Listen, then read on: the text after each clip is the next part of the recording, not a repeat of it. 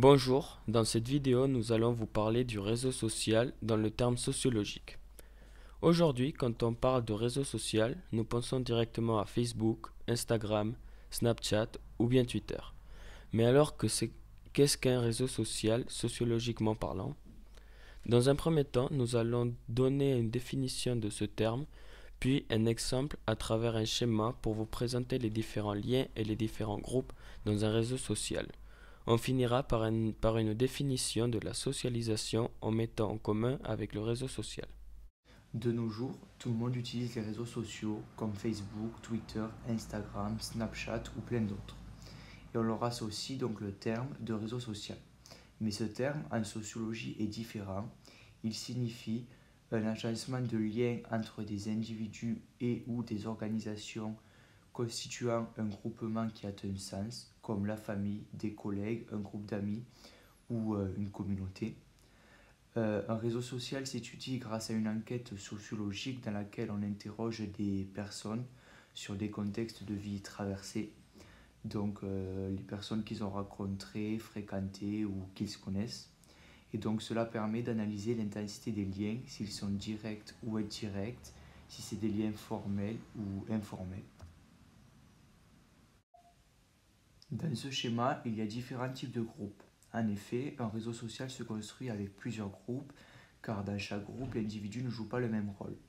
En l'occurrence, nous avons créé 4 groupes qui nous semblaient les plus importants, donc la famille en vert, le travail en jaune, les loisirs en rose et les amis en rouge. Mais parfois, les groupes se mélangent car un individu peut faire partie de deux groupes différents.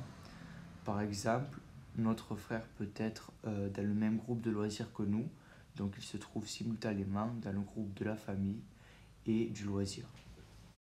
Dans ce schéma, il y a différents types de liens, des liens formels ou informels, et les liens forts ou faibles. Les liens que l'on appelle formels sont ceux que l'on n'a pas choisis, alors que les informels, on les choisit. Les liens forts ou faibles sont dépendants du rapport entre les personnes et leur importance les unes pour les autres. En effet, dans ce schéma, on peut voir plusieurs liens représentés par des flèches de couleurs différentes. Les flèches oranges représentent les liens forts et formels. Les flèches bleues représentent les liens informels et faibles. Et les flèches vertes représentent les liens forts et informels.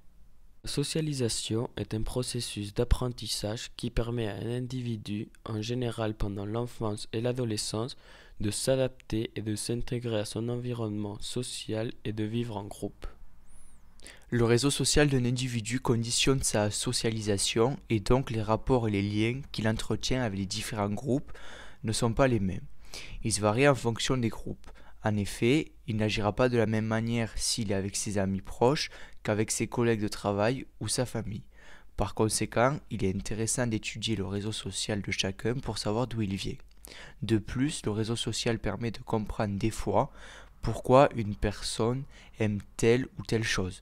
Par exemple, si ses parents travaillent dans le milieu du sport, l'individu sera plus sensible à ce milieu-là et a une grande chance d'être lui aussi sportif.